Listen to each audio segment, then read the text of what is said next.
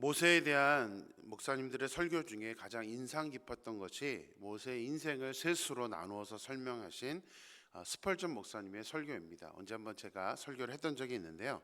스펄전 목사님은 모세가 애굽에서 살았던 그 왕국에서 살았던 40년을 I am somebody의 시대라고 설명을 했었습니다.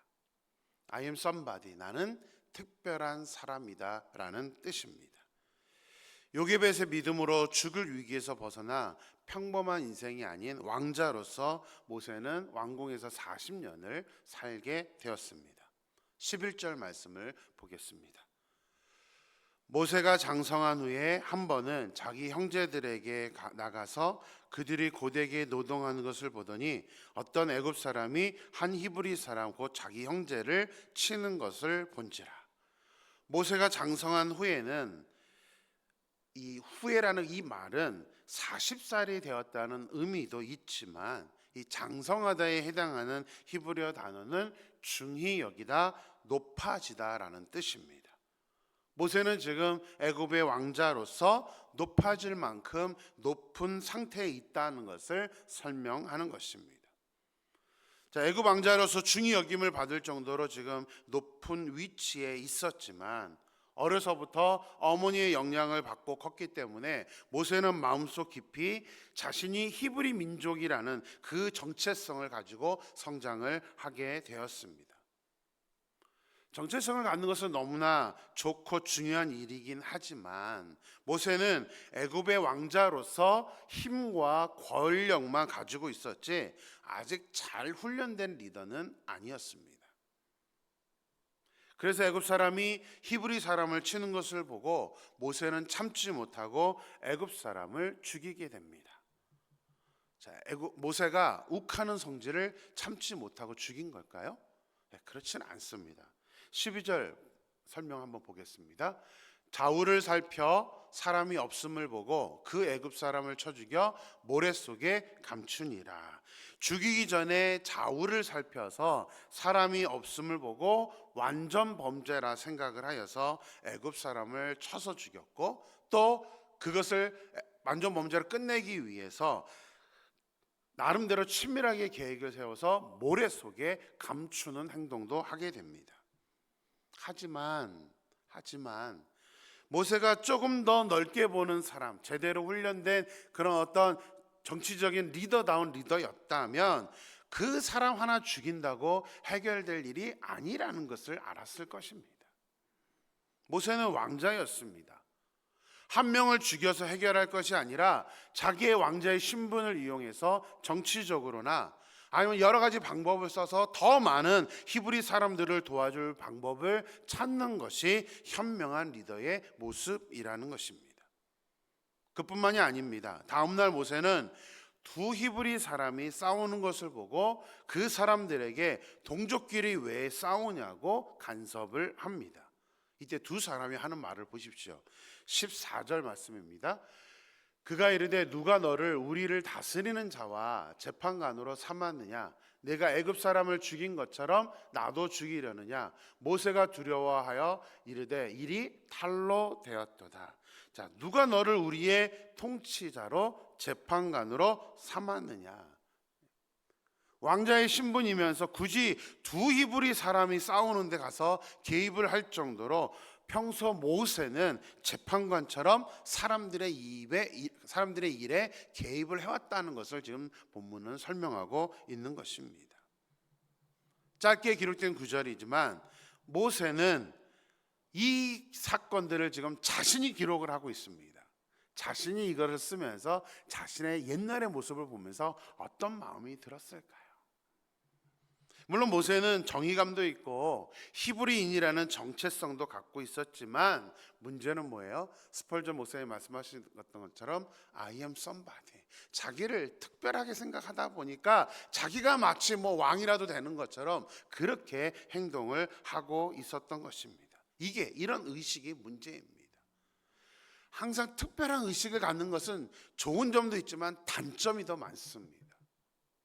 특별히 성경은 그것을 결코 좋은 모습이라고 말씀하고 있지 않습니다. 자기가 특별하다고 생각하니까 자신의 힘으로 자신이 직접 무엇인가를 해결하려고 했던 것이죠. 성경은 누누이 우리에게 경고합니다.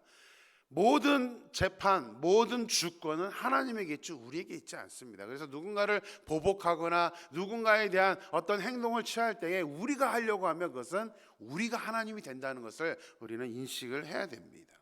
사도행전은 모세의 이런 마음을 잘 표현해주고 있습니다. 사도행전 7장 23절입니다.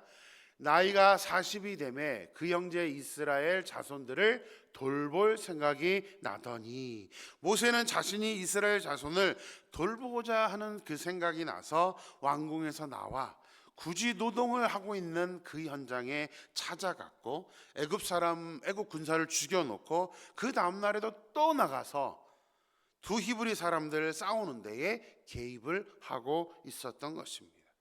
모세의 이런 모습이 바로 I am somebody로 사는 사람들의 전형적인 모습인 것입니다. 자신을 특별하게 생각하는 사람은, 자신을 의인처럼 나는 옳아 라고 생각하는 사람들은 다른 사람들의 그 모습을 참지를 못합니다. 다 참견하려고 합니다. 저 모습은 저래서 아니고 저 사람은 저래서 아니고.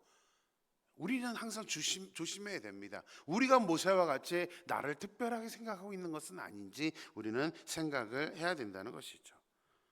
절대로 우리는 통치자와 재판관이 되어서는 안 됩니다. 물론 모세가 백성들을 돌보고 싶어 했다라는 마음은 좋은 모습입니다. 자기가 히브리 사람으로서 그래도 돕고 싶고자 하는 그 마음은 나쁘게 우리가 평가할 수는 없습니다.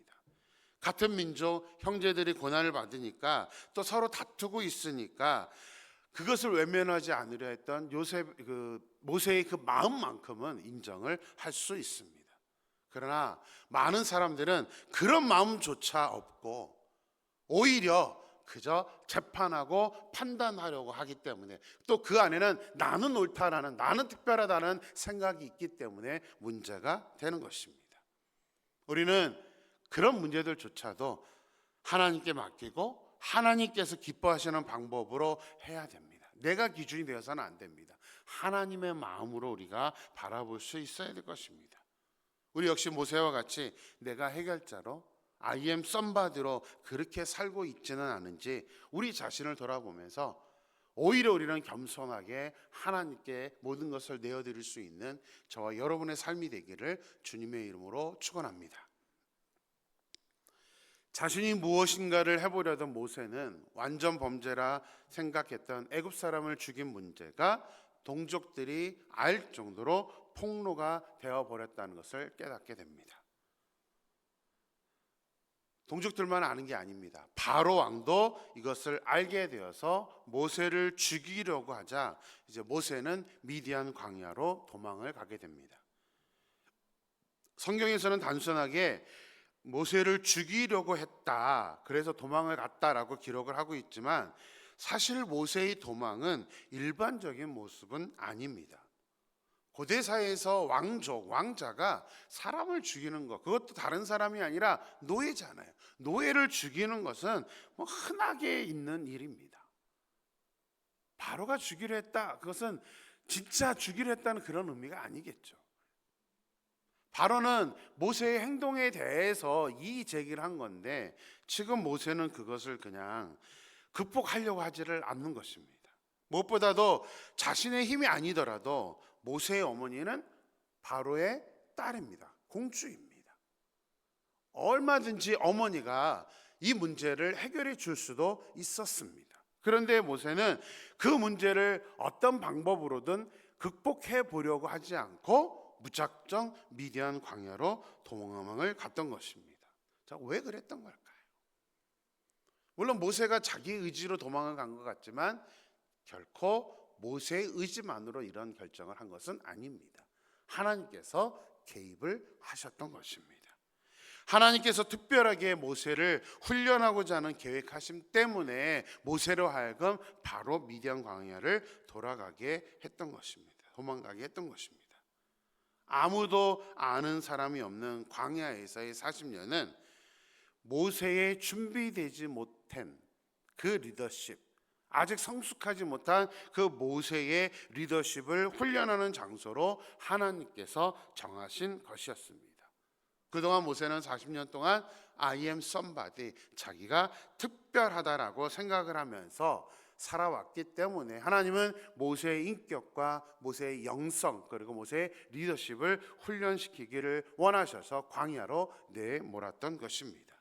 그래서 스펄전 목사님은 모세의 두 번째 인생, 미디안 광야에서의 40년의 인생을 I am nobody의 시대였다라고 설명을 했습니다. 나는 아무것도 아니다. 자기의 모든 것을 내려놓고 하나님께 온전히 훈련받는 그런 하나님의 마음을 배우는 그런 시간이었던 것입니다. 그래도 애굽의 왕자였던 모세가 한 번도 가보지 않았던 미디안 광야에서 정착을 한다는 것은 결코 쉬운 일이 아니었을 것입니다. 그렇다면 모세가 훈련의 장소인 미디안 광야에서 어떻게 잘 정착을 할 수 있었을까요? 본문에서는 또 그런 모세의 그 모습을 소개하고 있습니다. 그 비결이 무엇인지를 말씀해 주고 있습니다. 자, 먼저 미디안에 대해서 살펴보고 어떻게 모세가 정착할 수 있었는지를 살펴보겠습니다. 이제 미디안과 모세, 이 히브리 민족과의 관계인데요. 창세기 25장 1, 2절 말씀을 보겠습니다. 아브라함이 후처를 맞이하였으니 그의 이름은 그두라라. 그가 시므랑과 욕산과 무당과 미디안과 미스박과 수아를 낳고, 자, 아브라함이 후처를 통해서 낳은 아들이 누구였냐면 바로 미디안입니다. 그러면 이스라엘 민족, 히브리 민족과 이 미디안의 관계는 뭐가 됩니까? 친척 관계가 됩니다. 나중에 모세가 출애굽할 때에 많은 미디안 족속들이 함께 가나안에 들어가게 될 정도로 이 히브리 민족과 이 미디안은 그래도 좋은 그런 친척 관계에 있었던 것입니다. 16, 17절 보겠습니다. 미디안 제사장에게 7달이 있었더니 그들이 와서 물을 길어 구유에 채우고 그들의 아버지의 양떼에게 먹이려 하는데 목자들이 와서 그들을 쫓는지라. 모세가 일어나 그들을 도와 그 양떼에게 먹이니라. 자, 하루는 모세가 우물 곁에 앉아 있는데 미디안의 제사장의 7딸이 아버지 양떼에게 물을 먹이려고 우물에 오게 됩니다. 그런데 그곳 목자들이 제사장들의 딸들을 쫓아내었습니다. 사막에서는 물이 귀하기 때문에 목자들이 물 때문에 횡포를 부리는 것은 자연스럽게 일어나는 일입니다. 그런데 모세가 그 상황을 보고 가만히 있지 않고 일어나서 제사장들의 딸들을 도와서 양떼에게 물을 먹이게 해줍니다. 자, 모세의 이런 행동은 모세가 어떤 사람인지를 잘 보여주고 있습니다. 앞서서 살펴본 것처럼 모세가 히브리 민족이 자기 동족이 이렇게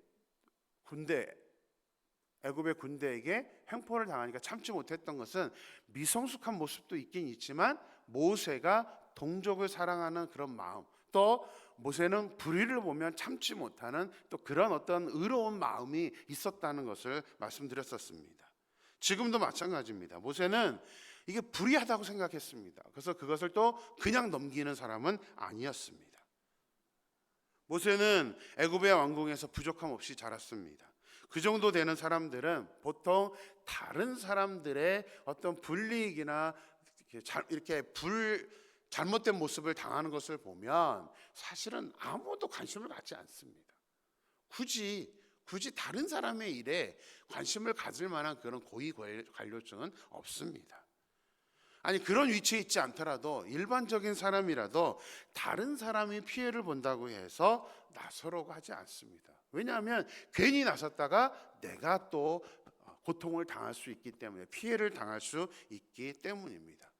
무엇보다도 모세는 현재 도망자로 미디안에 와 있었습니다. 괜히 거기서 자기가 분란을 일으킬 필요도 없었습니다. 게다가 제사장들의 딸들 7명을 괴롭히는 사람이 성경에서 몇 명인지는 모르지만 목자들이 와서 쫓았다고 기록한 것을 보면 한 명이 아니라 여러 사람들이 지금 이런 일들을 벌이고 있다는 것을 우리가 깨닫게 됩니다. 괜히 나섰다가 모세는 오히려 봉변을 당할 수도 있는 일이었습니다. 그럼에도 불구하고 모세는 여인들이 양떼를 몰고 와 물을 먹이지 못하고 돌아가는 것이 안타까워서 지금 위험을 무릅쓰고 이 여인들을 도와주었던 것입니다. 이게 모세입니다. 미디안 제사장은 딸들이 도움을 받았다는 말을 듣고 이제 모세를 그냥 두고 왔냐 하면서 그를 청하여 음식을 대접하라고 합니다. 유목민족들에게 손님을 대접하는 것은 당연한 행동입니다. 하지만 이 모세는 특별히 은혜를 베풀었던 사람이기 때문에 이제 이 미디안의 제사장은 그대로 돌려보낼 수가 없었던 것입니다.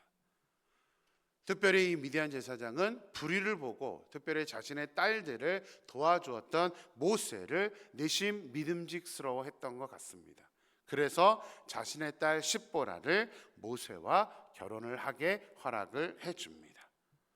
모세가 다른 사람도 아닌 미디안 제사장의 딸과 결혼하면서 제사장이가 사위가 됨으로 인해서 막막했던 미디안에서의 생활을 이렇게 순탄하게 이끌어가는, 또 그 훈련의 시간이 외롭지 않고 잘 견딜 수 있는 그런 시간이 되었던 것을 보게 됩니다. I'm nobody의 마음을 잘 이렇게 훈련을 받게 되면 그것으로 끝나지 않습니다. 결국 세 번째 단계인 I'm God's, 나는 하나님의 사람이라는 그 하나님의 사람으로 쓰임을 받게 됩니다. 무엇보다도 모세가 이렇게 불의를 보고 도움을 주었다, 그 모습을 하나님께서 또 특별하게 생각하시고 또 미디안 제사장의 눈에 들게 하셨던 것처럼 우리의 인생도 마찬가지여야 된다고 생각합니다. 인생은 훈련의 연속입니다. 하나님은 우리를 좀 더 나은 사람으로, 좀 더 하나님의 사람다운 사람으로 훈련시키기를 원하십니다. 그래서 I am somebody, 나는 특별하다는 마음을 내려놓고 나는 I am nobody, 나는 아무것도 아니다. 그리고 잘 훈련받아서 I am God's body, 나는 하나님의 사람이야, 하나님의 사람이 될 거라는 그 믿음을 가지고 우리가 살아간다면 우리 모두가 하나님께 쓰임받는 그런 성숙한 하나님의 자녀가 될 줄로 믿습니다. 저희 여러분이 그렇게 하나님께 쓰임받을 정도로 우리의 시각과 우리의 모든 것이 하나님이 기뻐하시는 모습, 또 우리가 의로운 그런 행동들을 할 수 있는 저와 여러분이 되기를 주님의 이름으로 축원합니다. 기도하겠습니다. 하나님 감사합니다. 오늘도 말씀으로 시작합니다. 귀한 말씀 저에게 허락하여 주셔서 감사를 드립니다. 하나님, 모세의 왕궁에서 40년은 I am somebody라는 자기가 특별하다는 생각을 가지고 살았던 시기라고 스펄전 목사님은 말했습니다. 아버지 하나님, 모세만이 아니라 우리도 그렇게 살아갈 때가 많습니다. 내가 특별해, 나는 그래도 다른 사람들보다는 좀 더 오라, 나는 다른 사람들보다는 더 하나님께 가까이 가 있어라고 우리가 생각하기 때문에 우리는 모세처럼 심판관이 되려고 하고, 또 하나님 다른 사람들의 일에 좋은 모습으로 개입하는 것이 아니라 내가 마치 무엇인가를 다 아는 것처럼 개입하면서 또 다른 사람들을 판단하는 그런 사람이 되기가 쉽다는 것을 오늘 말씀을 통해서 깨닫습니다. 하나님, 소망합니다. 우리가 내가 특별하다는 마음을 내려놓고 하나님은 우리에게 겸손하게 나는 아무것도 아니다라는 것을, 그런 마음을 가지고 나아가기를 원하심을 우리가 깨달을 수 있도록 인도하여 주시옵소서. 모세는 그 40년의 시간들을 끝내고 이제 미디안 광야에 도망을 와서는 하나님이 잘 훈련되어 가고 있는 그 모습들을 보게 됩니다. 특히 모세의 모습을 통해서 우리가 한 가지 발견하게 되는 것은, 모세는 자기가 불이익을 당할지는 모르지만 그 미디안의 제사장의 딸들이 그렇게 봉변을 당하는 모습을 보면서 가만히 참지 못하고 도움을 줌으로 말미암아 미디안 제사장의 사위가 되어 미디안에서 생활을 또 잘 이끌어 나가고 있는 모습들을 보게 됩니다. 하나님이 우리에게 원하시는 것은 이타주의입니다. 나만을 생각하면서 사는 것이 아니라 우리가 다른 사람들을 생각하고 도와주는 것입니다. 하나님, 그것이 우리가 이 세상에서 훈련 기간 동안에 우리가 받아야 되는 또 하나의 모습인 줄로 믿습니다. 하나님, 우리의 인격이 성장되어지고 성숙해져서 아버지 하나님 마음을 가지고 살아가며 또 다른 사람들을 바라볼 수 있는 우리가 되어서 하나님께 온전히 쓰임받는 I'm 가스바디의 그런 사람이 될 수 있도록 역사하여 주시옵소서. 하나님께서 저희들 온전히 이끌어 주실 줄 믿고 거룩하신 예수님의 이름으로 기도드렸습니다. 아멘.